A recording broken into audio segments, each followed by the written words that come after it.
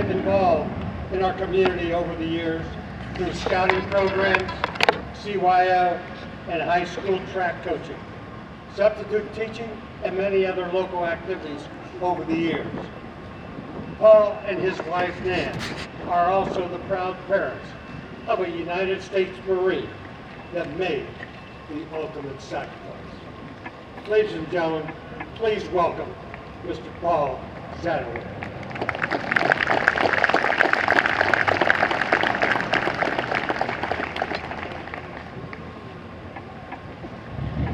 Good afternoon, everybody. My name is Paul Zadoway. This is my wife, Lynette. My daughter, Nicole, is here today as well. Memorial Day is a very special holiday to us. I'm sure you all have heard the saying, all gave some gave all. This day is not about our hero veterans, many of whom are here celebrating this holiday with us. These heroes all gave some, and they will always honor their sacrifice for our country and our freedom. Their special day is November the 11th, Veterans Day. This holiday, however, is about all those not here, those that gave all. Over the last almost 247 years, over 1.2 billion people have died fighting for freedom for our country. Think about that for a moment. Let that number sink in. You see, freedom is not free. The ultimate sacrifice for freedom was made by those 1.2 million people, heroes. They gave their last full measure, their lives, for something bigger than themselves. They never got to live their lives enjoying the freedom that they have died for. But we do. We get to enjoy that freedom. Today, on Memorial Day, we honor the lives, the blood that was shed by all those heroes for our freedom. Our son, Nicole's brother, Marine Corporal Paul W. Zanuck II, or Rocky as we called him, was killed in action, known as KIA, while conducting combat operations near Sangin in the Helmand province of Afghanistan on June the 3rd, 2011, in the global war on terrorism. It will be 12 years since his passing in just 5 days. We nicknamed him Rocky because his mom said we couldn't have two Pauls in the house. And while the younger Paul was a 9-pound baby, and while having this discussion, I mentioned that he was as solid as a rock, and thus he became Rocky to us. Rocky grew up in this town. He went to school here. He played sports here. Went through scouts here in Miamisburg. He graduated from Miamisburg High School, ironically, on June the 3rd, 2006. Rocky lived his life here, in our town. Rocky joined the Marine Corps January 22nd, 2008, and left Miamisburg for Paris Island. Rocky graduated in Marine Corps boot camp in April of 2008 and became a model Marine. On his Marine Corps journey, he became a leader and a mentor to other Marines. I could tell you so many stories about him. Maybe on another day I'll have that opportunity.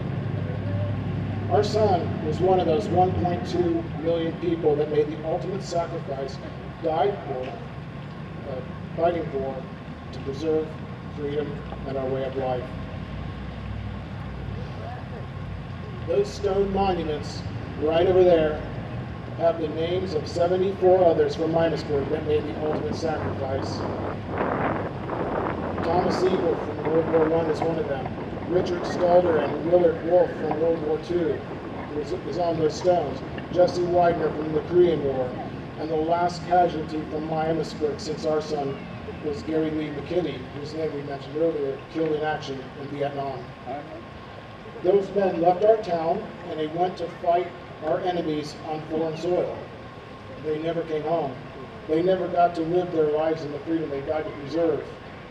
And we do. Those men were sons, brothers, fathers, husbands that lived here. They answered the call to serve our country and fight on foreign battlefields to keep the devastation of war away from our country, our homes. They died on the battlefield so that we could live free. We must always remember them and honor the ultimate sacrifice they made for us.